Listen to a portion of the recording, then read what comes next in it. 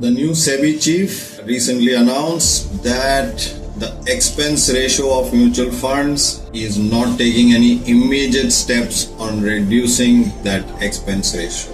दूसरी तरफ दूसरा न्यूज आया that the mutual fund सही है कैंपेन, द मेगा बजट, तीन क्रिकेटिंग कैप्टन्स को लिया हुआ मेगा डेसिबल कैंपेन नए एड एजेंसी पिच पे जा रहा है. They are increasing the allocation and they are going to mass media cover more and more of us investors into mutual funds by high decibel campaigning.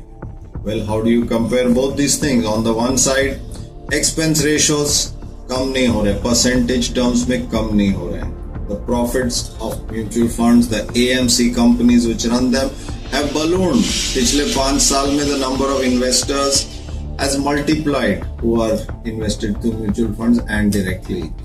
And उसके चलते आप percentage wise, the percentage of the investment, if you don't bring it down, well उनके खर्चे तो बढ़ नहीं रहे जितना उनके AMCs के assets under management बढ़ रहे हैं. Definitely why they should charge ad valorem rates.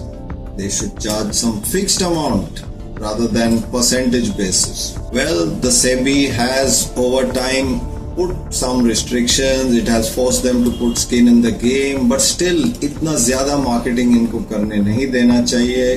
SEBI should involve fixed criteria, ad का format fix कर देना चाहिए, reference time frame, returns ratios, publishing बहुत technical देना चाहिए. Should not allow these cricketing captains and mass media messages. Because investors' money, they are gullible, it comes under risk.